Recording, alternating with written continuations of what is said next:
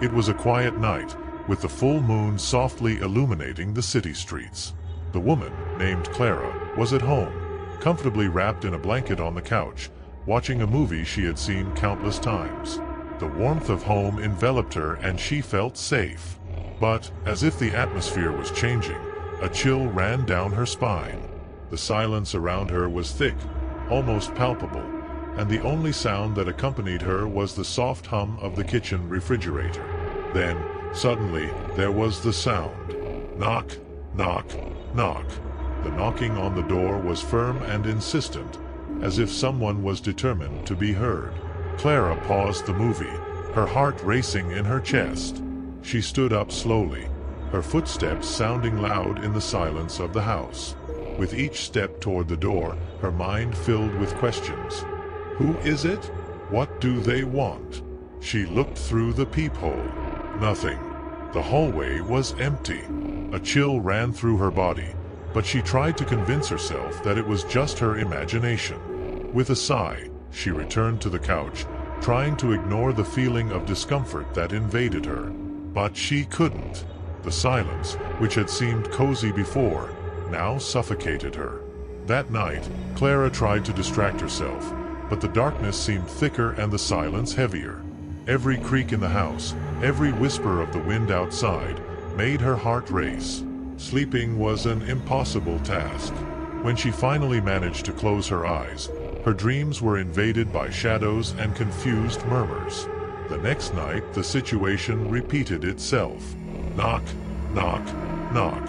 The beats were louder, closer. Now Clara couldn't ignore it. She stood up once more, and with each step towards the door, she felt a knot in her stomach.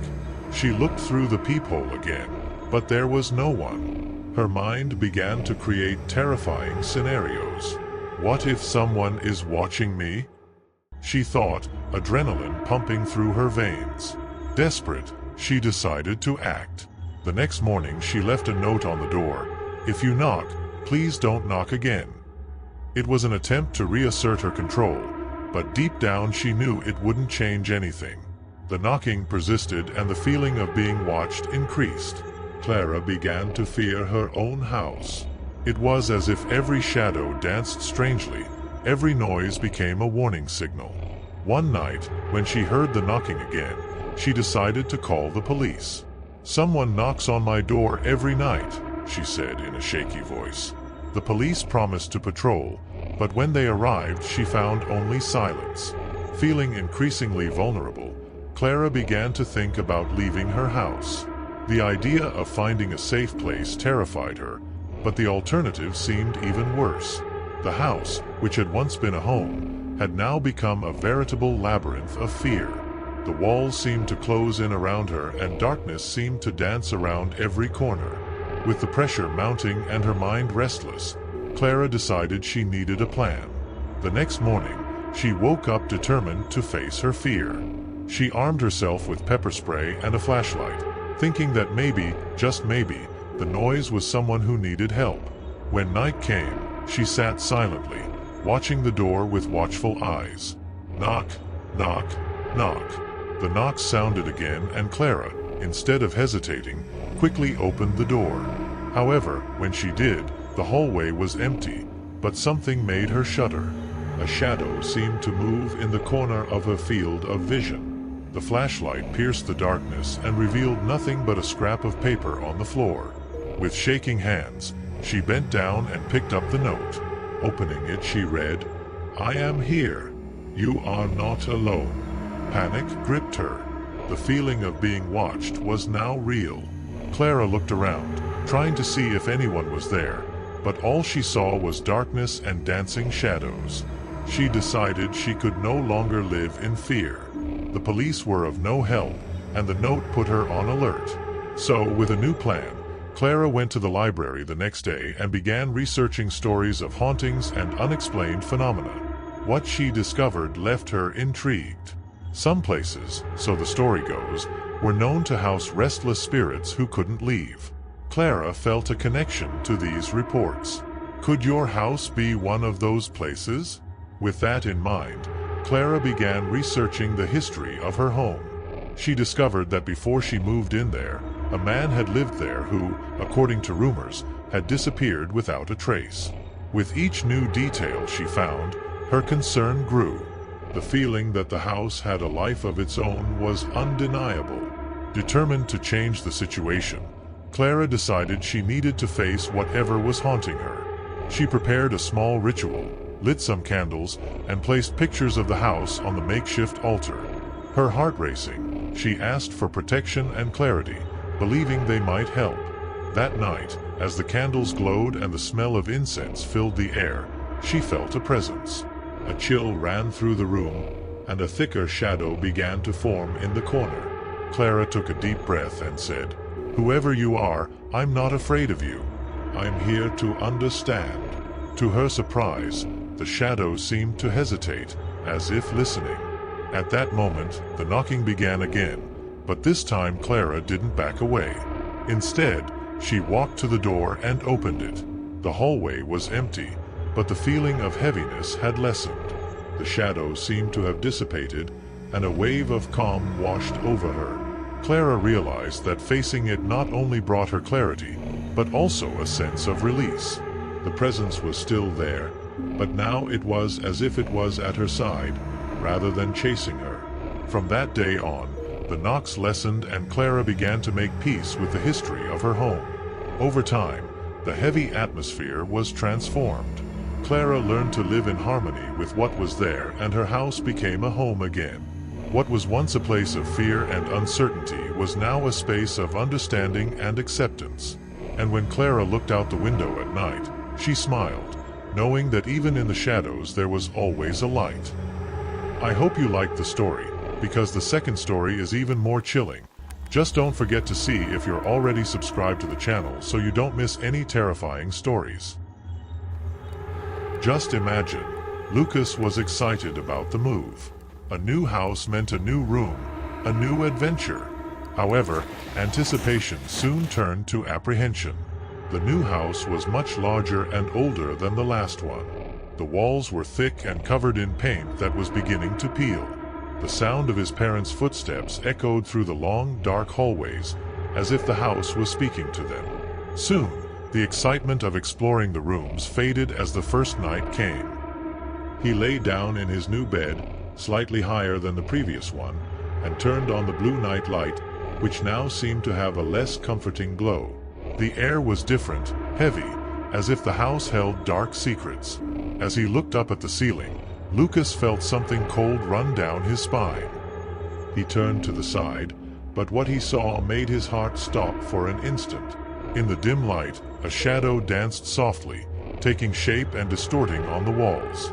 That night, the whispers started again. But this time it was something else. Lucas heard a name, Lucas. It was a soft voice, almost like a distant melody. He turned around, but there was no one. The room was empty except for the blue light that flickered in an irregular pattern. He felt the urge to scream, but he couldn't. The voice was inside his head, calling him. In the following days, Lucas's life became a cycle of sleepless nights and exhausting days. At school, he couldn't concentrate. His friends talked about games and jokes, while he thought about the shadow, the voice that called him. He tried to ignore it, but it was impossible. What scared him the most was that, at some moments, he could swear that shadow was closer, watching him. One night he decided it was time to face what terrified him. He lay awake, waiting for the light to change color or for the sounds to start. And to his surprise, the light began to flicker more intensely, going from blue to deep red, as if signaling an alert. The whisper came back, louder than before. "Lucas, come play." With renewed courage, he got out of bed and walked to the closet, where the voice seemed to be coming from. He opened the door slowly, and what he found made his heart race. There was nothing but clothes hanging out and a faint musty smell.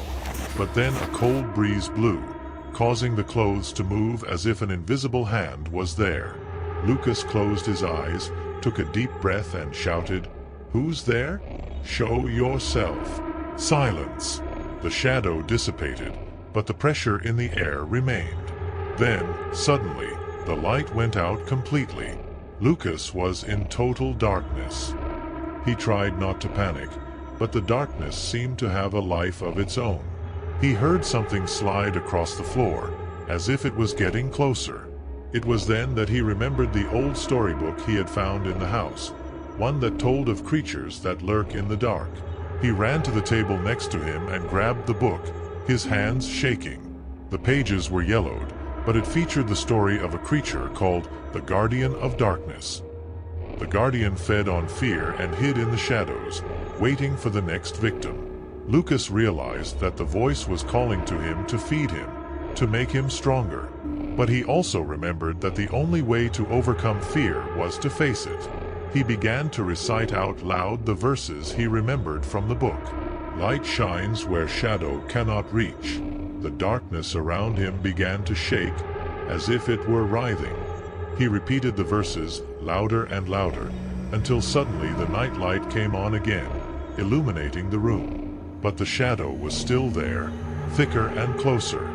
"You can't arrest me," Lucas shouted, his voice shaky but firm. "I'm not afraid of you." The Guardian of Darkness wavered and the blue light began to shine brighter. The shadow began to dissipate, and the breath that had previously sounded like a whisper now became a scream, as if he was being forced back to where he came from. In a final act of bravery, Lucas ran to the window and opened the curtains. Moonlight filled the room and the shadow finally disappeared. The heavy air began to dissipate and Lucas fell to the floor, exhausted but relieved. He faced his fear and eventually won. That morning, he woke up to the sun shining through the window, feeling lighter. He looked at the closet, which now seemed like just a closet, and smiled. The voice was no longer calling to him, and the house, which had once seemed so dark, was now filled with light and life. And so, Lucas learned that even in the darkest of nights, the light would always find a way to shine, and that facing fear was the first step to gaining freedom. I hope you liked the story, because the third story is even more chilling. Just don't forget to see if you're already subscribed to the channel so you don't miss any terrifying stories. I hope you liked the story. It was a warm summer night and the city seemed to vibrate with the energy of 1,000 voices. You decided you needed some fresh air, so you walked to an old bridge that spanned the river that ran through the city. The water flowed gently under the bridge, making a soothing sound that blended with the distant hum of the city. You lay down on the soft grass in the shade of the structure, admiring the stars twinkling in the sky. For a moment everything seemed perfect. But as we know, what seems calm often hides dark secrets. The air around you began to change, as if it was charged with something invisible.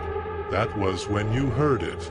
At first, it was just a distant whisper, almost as if the river was telling a secret. But soon, these murmurs turned into strange laughter, echoing across the river. Your heart raced. You turned, eyes fixed on the shadows gathering on the opposite bank. There was a group of men whose silhouettes moved restlessly. At first they seemed to just talk, but as you watched, you noticed that their laughter had an eerie tone, as if they were laughing at something no one else understood. What did they want? And, more importantly, what was going on? A chill ran down your spine as the tension in the air intensified.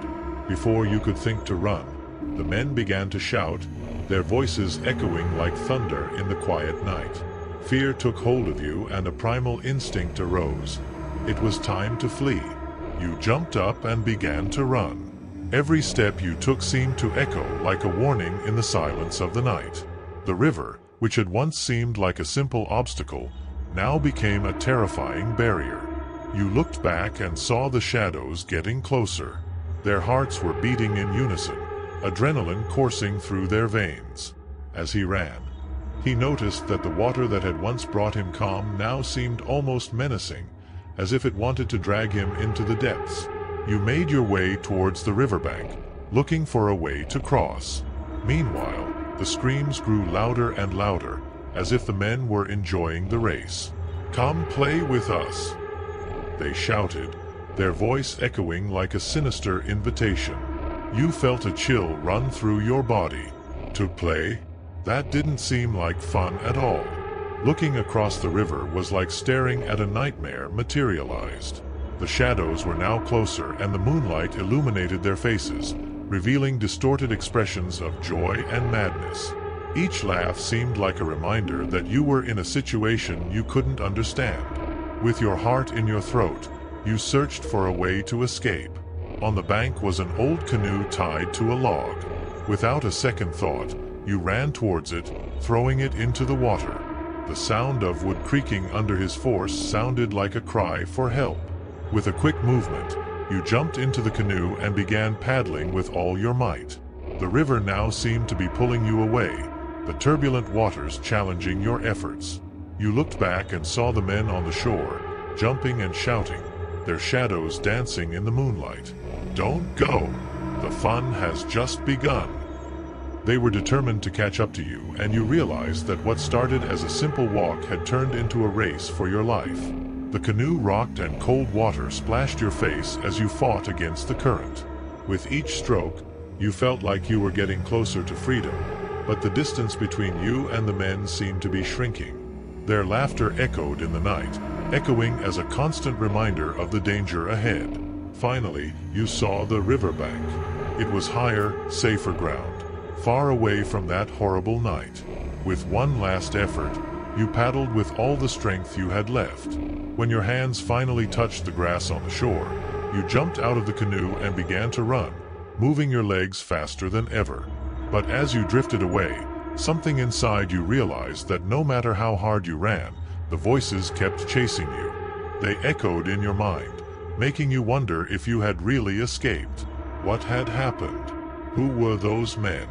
And most of all, why did their laughter sound like a song in your head? You came to a bright street, the city now alive around you. But when you looked back, you couldn't help but feel that the darkness was still there, lurking in the shadows, waiting for the next chance to reveal itself. The air around you was still heavy with that same eerie feeling, and the echo of laughter kept resonating, a reminder that sometimes the things we fear most aren't the ones we see, but the ones we feel. Tell me which story made your hair stand on end? Tell me which one you liked the most? Because in the next video, the story is even more chilling. Just don't forget to see if you're already subscribed to the channel so you don't miss any terrifying stories.